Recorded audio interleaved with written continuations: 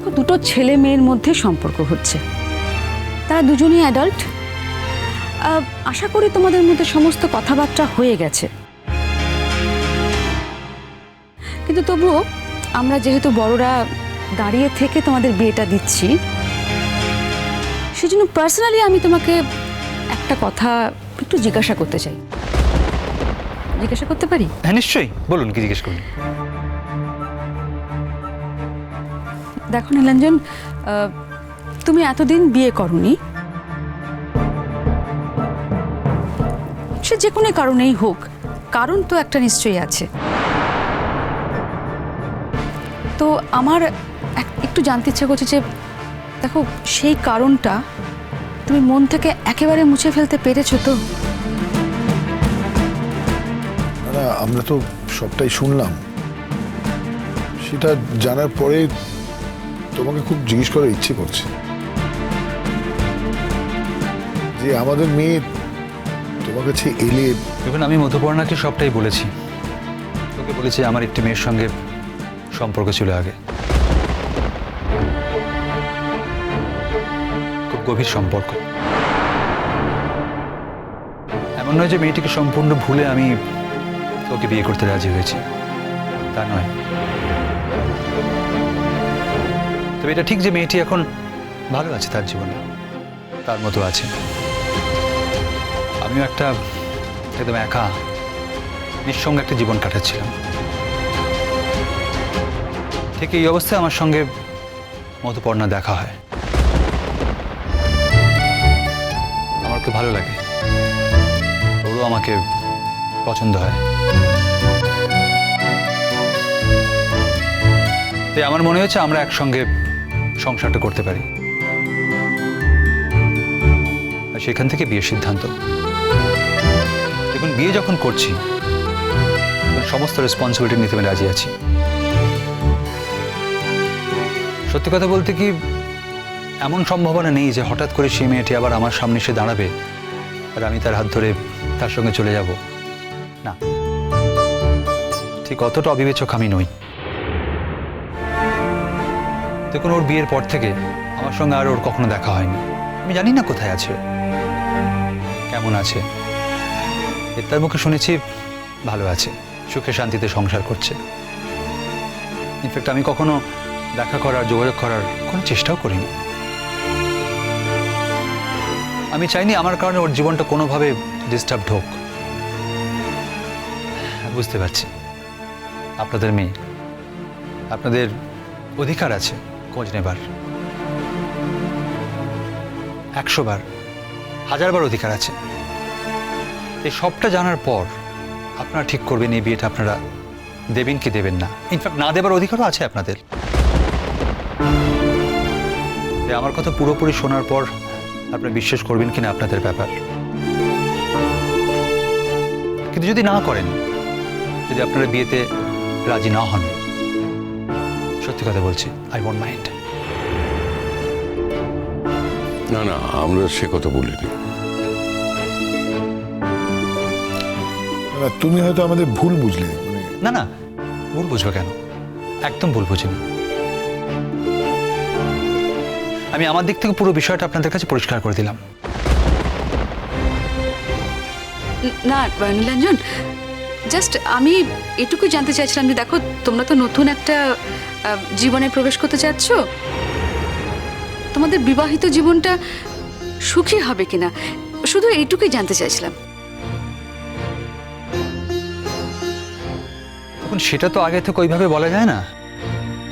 তবে এইটুকু বলতে পারি যে এখন যে অবস্থায় আছি তার থেকে বেটার থাকবো, সেটা ভেবেই তো আমরা নতুন জীবনের দিকে এগোচ্ছি।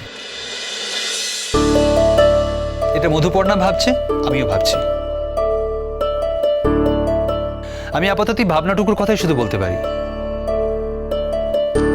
কিন্তু তারপর কি হবে সেটা আমি এখনই নিশ্চিত করে কি করে বলি বলুন। তো অ্যাপারেন্টলি মধুপর্ণাকে দেখে আমার খুব ভালো লেগেছে। খুব ভালো মেয়ে, খুব পজিটিভ এনার্জি আছে ওর মধ্যে। আমাকে দেখে ওর ভালো লেগেছে, আর তাই আমরা একে অপরের সঙ্গে থাকার কথা ভাবতে পেরেছি। আর এটাও ফ্যাক্ট যে থাকতে গিয়ে তখন মানে একসঙ্গে থাকতে গেলে সবার সব কিছু সবার ভালো লাগবেই তারও তো কোনো মানে নেই। কোথাও কোথাও ডিফারেন্স অফ ওপিনিয়ন হতেই পারে, বিরোধ বিতর্ক হতেই পারে। আমাদের দুজনকে সে ব্যাপারে প্রস্তুত থাকতে হবে। কি জানেন, জীবনটা তো শুধুমাত্র মানে জীবনের পথটা শুধু ফুল বিছানো পথ তো নয়, সেখানে কাঁটাও থাকে। এই জীবনে চলতে গেলে আমাদের দুজনকেই সেই বাস্তবটাও গ্রহণ করতে হবে। দেখুন না, আপনি যা যা বললেন খুবই অনেস্টলি বললেন, আর এগুলো শোনার পরে আমাদের কারোর কোনো কনফিউশন তো থাকা উচিত না। কি বলে জেঠুমনি? না না, আমি কোনো কনফিউশনের কথা বলিনি। একটা বেসিক প্রশ্ন ছিল তাই জিজ্ঞেস করছি। আমার মনে হচ্ছে নীলাঞ্জন আমাদের মেয়েটার থেকে বোধহয় বছর 10-এর বড় হবে, তাই কিছু কিছু প্রশ্ন করেছি আর কি, মানে জানতে চাইছি আর কি কিছু কিছু ব্যাপার। মানে সাধারণত যে বয়সে ছেলেরা বিয়ে করে সেটা তো নীলাঞ্জন পার হয়ে এসছে, সেই জন্যই জিজ্ঞেস করেছিলাম। দেখো, বিয়েটা হয়ে গেলে তো আর কোনো প্রশ্ন করার অবকাশ থাকবে না, তাই আগে থেকেই সবকিছু ক্লিয়ার হয়ে যাওয়া ভালো, তাই না? আই অ্যাপ্রিশিয়েট, আপনারা যা করেছেন একদম ঠিক করেছেন। হ্যাঁ, এবার আপনার যদি আমাদের মেয়ের সম্পর্কে কিছু জানার থাকে জিজ্ঞেস করুন। না না দাদা, আমার কিচ্ছু জিজ্ঞেস করার নেই। আমার নীল যখন পছন্দ করেছে, আমার আবার কি জিজ্ঞাসা আছে বলুন তো? শুধু একটা কথা ওকে আমি জিজ্ঞাসা করব যে ও কি খেতে ভালোবাসে। কেন, ও বাড়িতে এলে ওকে ওর মতো করে রান্না করে খাওয়াতে হবে তো। বাবা দেখো কি লজ্জা পাচ্ছে, বলি এখনকার ছেলেমেয়েরা এত লজ্জা পায় নাকি?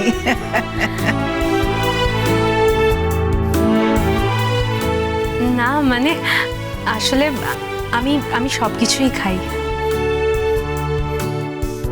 বাহ, খুব নিশ্চিন্ত হলাম, খুব ভালো লাগলো। এখনকার ছেলে মেয়েদের তো জানেন দাদা, জিজ্ঞেস করলেই বলে এটা খাবো না সেটা খাবো না, তাই জিজ্ঞেস করছি। যাকে এটা হচ্ছে জয়েন্ট ফ্যামিলিতে থাকার অভ্যেস। কি সুন্দর অভ্যেস তৈরি হয়েছে বলুন তো। তোমার বাড়ির সবাই কি আজ এসেছেন? না, আমার এক দাদা ভাই আছে, ও আসতে পারেনি বলে খুবই রাগারাগি করেছে আমার সঙ্গে। কি আশ্চর্য, তাকে নিয়ে এলে না কেন? না না, বাড়ি ফাঁকা করে সকলে কি করে আসবে? আমাদের বাড়িতে তো আর এক বৌমা আছে, আর এক ভাই আছে, তারাও তো কেউ আসেনি। আসলে এতজন মিলে কি করে আসবো বলুন? হ্যাঁ, এই তো বিয়ে হচ্ছে, সামনেই বিয়ে হচ্ছে, তখন আসা যাওয়া তো চলতেই থাকবে। আপনার তো ওর সাথে আলাপ হলো, ও হলো দাদার পুত্রবধূ নীলাঞ্জনা। ওরই হাজবেন্ড আসেনি, অফিসে খুব জরুরি মিটিং ছিল, তাই আজ আর আসতে পারলো না। আর দাদার এক মেয়ে এক ছেলে, ছেলের পুত্রবধূ, আর ছেলে আসতে পারেনি। আর আমাদের রোদ্দুর হলো আমাদের ছেলে। আর মধুপর্ণা এই হলো আমার মেজদার মেয়ে। মেজদার বৌদি ওরা পাহাড়ে আছে। হ্যাঁ হ্যাঁ, আমি আমার ছেলের কাছে শুনেছি মধুপর্ণার মা বোধহয় অসুস্থ আছেন না? পাহাড়ের জল হাওয়া ওনার পক্ষে বোধহয় খুব স্যুট করবে, তাই ওখানে রয়েছেন। এক্স্যাক্টলি। আপনার মেয়ের তো বিয়ে হয়ে গেছে না?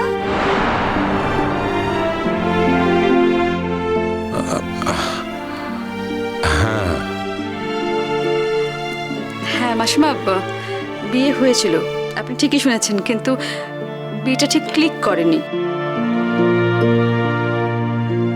এখন ডিভোর্স হয়ে গেছে, আমাদের বাড়িতেই থাকে। তো আপনাদের বড় মেয়েকে নিয়ে এলেন না কেন? আমি দিদিভাইকে অনেকবারই বলেছিলাম আসার জন্য, কিন্তু দিদিভাই না আসতে চাইলো না। তবে আমার বিয়েতে সব রকম অনুষ্ঠানে দিদিভাই ভীষণভাবে ইনভলভ থাকবে, সে একা হাতে সব কিছু করবে।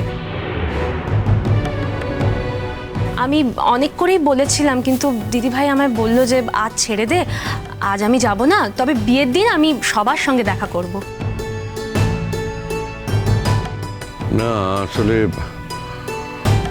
ও একটু সংকোচের মধ্যে পড়ে যায় আর কি। বিভিন্ন লোক বিভিন্ন প্রশ্ন করে, বুঝতেই তো পারছেন, এটা তো একটা বিড়ম্বনার ব্যাপার। সত্যি এটা খুব দুঃখের। উনি কি কিছু করেন, মানে চাকরি টাকরি কিছু? একটা চাকরি করছিল, তার মাঝখানে কি হলো, চাকরিটা ছেড়ে দিল। এখন অবশ্য যা জানতে পারলাম আবারও চেষ্টা করছে। যা ট্যালেন্ট তাতে চাকরি পাওয়াটা বড় কথা না, পেয়ে যাবে। রাখো রাখো। মাসিমা, আমার সঙ্গে একটু যেতে হবে ওই মিষ্টি টিষ্টিগুলো আনার জন্য। এই কি আপনি বসুন, আমি যাচ্ছি। আমি যাব? এই মা, ছি ছি ছি, তুমি আর কদিন পরে আমাদের বাড়িতে নতুন বউ হবে, তুমি যাবে? আচ্ছা ঠিক আছে, দাঁড়াও না, যাও যাও যাও, বাড়ির ভেতরটা দেখে এসো। যতই আমার ছেলে ব্যাঙ্গালোরে থাকুক, তুমি সেখানে থাকো, আসল বাড়িটা তো এইটাই। যাও যাও যাও মা, ভেতরে গিয়ে দেখে এসো সব, যাও। আসছি আমি। যাও যাও।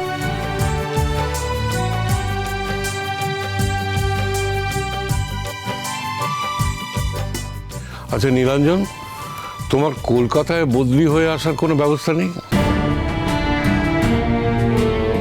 হ্যাঁ, কলকাতায় আসার অফার তো আছেই। কলকাতায় এলে আসলে আমার মানে চাকরির দিক থেকে অনেক সে অর্থে লস। তো মা যদি সত্যি না যায়, তাহলে ফাইনালি হয়তো সেটা কখনো ভাবতে হতেও পারে। আসলে মার বয়স হয়েছে, সবসময় মাকে নিয়ে চিন্তা হয়। অফিস একদম কাজে মন দিতে পারি না, মা এটা কিছুতেই বুঝতেই চায় না। আরে বাবা, এখানে আছি আমার জানাশোনা জায়গা, একটা হাঁক দিলে এতগুলো লোককে আমি জড়ো করতে পারি। তাছাড়া শেফালি রয়েছে, ও তো আমাকে দেখাশোনা করেই। আচ্ছা ভয় কিসের বলতো? আমার ছেলে না এটা কিছুতেই বুঝতে চায় না, বলুন তো। ভিডিওতে আমার সাথে কথা বলে, আরে সারাক্ষণ আমার খবরাখবর ডাকে, আর কিসের ভয় আমার? ভালো ভালো ভালো, খুব ভালো। এই যে সবসময় মায়ের জন্য এত উদ্বিগ্ন হয়ে থাকে, খুব ভালো, খুব ভালো। আচ্ছা আমরা একটু কাজের কথায় আসি। আচ্ছা নীলাঞ্জন, তুমি তো মাত্র 15 দিনের জন্য এখানে এসেছো, তো এই অল্প সময়ের মধ্যে বিয়েটা সারতে হবে। আমরা মোটামুটি কিন্তু প্রস্তুত আছি।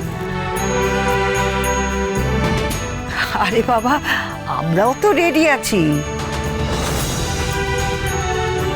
ছেলে বিয়ে করবে বলে কবে থেকে সব গুছিয়ে গাছিয়ে রেখেছে, শুধু বিয়েটাই যা হলো না। না না, আমাদের কোনো দিনেই কোনো অসুবিধে নেই। আসলে কি দাদা, আমরা দেখছিলাম না বাড়িতে পঞ্জিকাতে ওই 14 তারিখ একটা ভালো তিথি আছে, তাহলে ওদের যদি অসুবিধা না হয়। 14 মানে ইংরেজির? না না, আমি বাংলারই বলছি। মানে দাদা আসলে ওই পঞ্জিকা দেখে তিথিটা ঠিক করছিলেন, তো 14 তারিখ মনে হয় ইংরেজি 3 তারিখ হবে, তাই না দাদা? তাই না দাদা, আমাদের কোনোদিনই অসুবিধে নেই। আমার ছেলে তো বলছিল ওই টোপর পরে ঢাক ঢোল পিটিয়েও বিয়ে করবে না, একদম রেজিস্ট্রি ম্যারেজ করবে। তবে কি আমি শুনলাম মধুপর্ণা নাকি এ ব্যাপারে একটুখানি আপত্তি আছে। সে ঠিক বলেছে, সত্যি তো বাঙালি মতে বিয়ে হবে। আর বাবা, বাঙালি বাড়ির মেয়ে, একেবারে সব কিছু নিয়ম কানুন মেনে বিয়ে হবে। কেন ওভাবে রেজিস্ট্রি ম্যারেজ করতে যাবে কেন?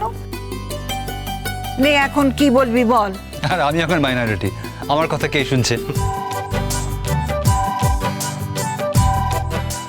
আপনি এর মধ্যে একদিন আমাদের বাড়িতে আসুন, আমাদের বাড়িটাও তো দেখতে হবে। নীলাঞ্জন, কি মাকে নিয়ে একবার এসো। যদি সত্যি বিয়েটা 3 তারিখে হয় তাহলে কিন্তু আর একদম সময় পাবো না, তাহলে একেবারে 3 তারিখেই দেখা হবে। তার আগে কি আর সময় করতে পারবে না? না দাদা, আসলে আমাদের তো আর কেউ নেই, যা ব্যবস্থা করবে সব ওকেই করতে হবে। যা আত্মীয় স্বজন ওই বিয়ের দিনই আসবে, তাহলে ওই 3 তারিখেই দেখা হচ্ছে।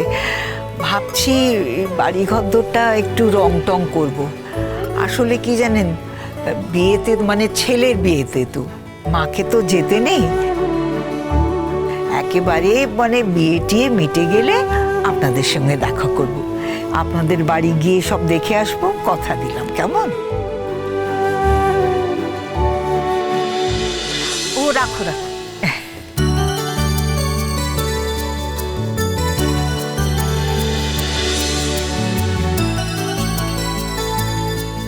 এ কি করেছেন? এত কি করে খাবো? এত কি, খেয়ে নিন তো এইটুকু। আমি দুপুরবেলা খাওয়ার কথা বলেছিলাম, আপনি না করলেন। আমি কিন্তু খুব দুঃখ পেয়েছি। এইটুকু খাবার আর না বলবেন না। তুমি বসো তো মা, আমি তোমাকে সামনে বসে খাওয়াই, বসো। না না ঠিক আছে, আমি একটু পরে খেয়ে নেব। সবাই খেয়ে নিক না, আমি পরে খেয়ে নেব। ঠিক আছে বৌদি, আমি তাহলে এবার সবাইকে দিয়ে দিই। এই বৌদি বলছো কেন? এর মধ্যে বৌদি? ঠিক আছে, ও পরে খাবে কোন। হ্যাঁ গো মা, তুমি কি মিষ্টি নোনতা দুটোই খাও তো? হ্যাঁ হ্যাঁ, আমি দুটোই ভালোবাসি। আমি পরে খেয়ে নেবো। ঠিক আচ্ছা ঠিক আছে। হ্যাঁ, সব খাবে। চেহারা দেখে বুঝছো না? খাওয়া দাওয়ার ব্যাপারে প্রচন্ড রেস্ট্রিকশন। এত কম খেয়ে একটা মানুষ কি করে বেঁচে থাকে আমি তো জানি না।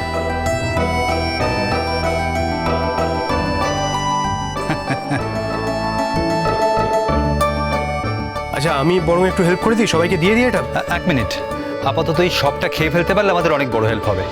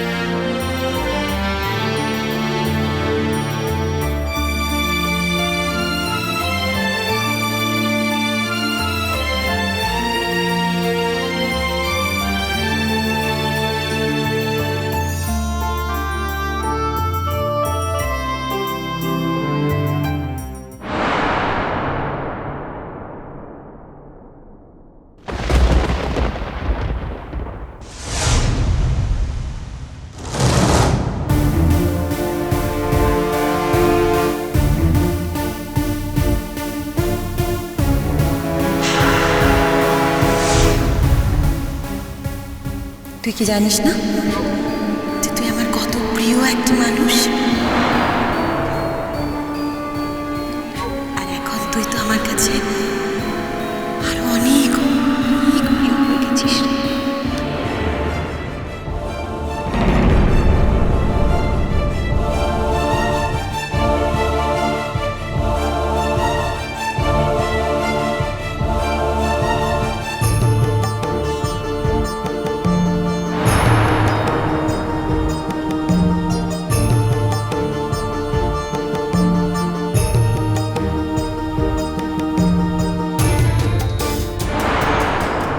আকাশ লীনা তোমার অতীত, আর আমি তোমার বর্তমান।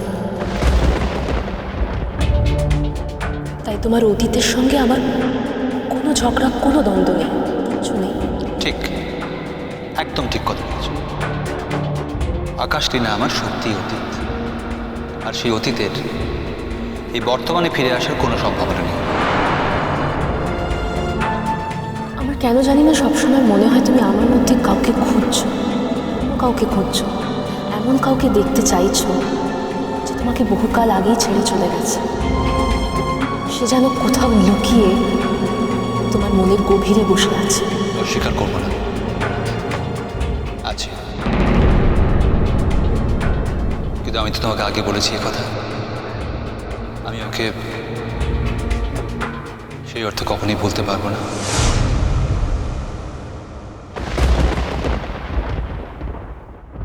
আমরা কিন্তু অন্যরকম ভাবতাম মহুল। আমরা ভাবতাম রোদ্দুর যদি নিজের মতো করে একা গান গায় তাহলে তুমি খুশিই হবে। রোদ্দুর শুধুমাত্র গান গাইলে আমি সত্যি খুব খুশি হতাম দিদিভাই, কিন্তু ও তো সেটা করছে না, ও তো ছুটি বাঁধছে। সারা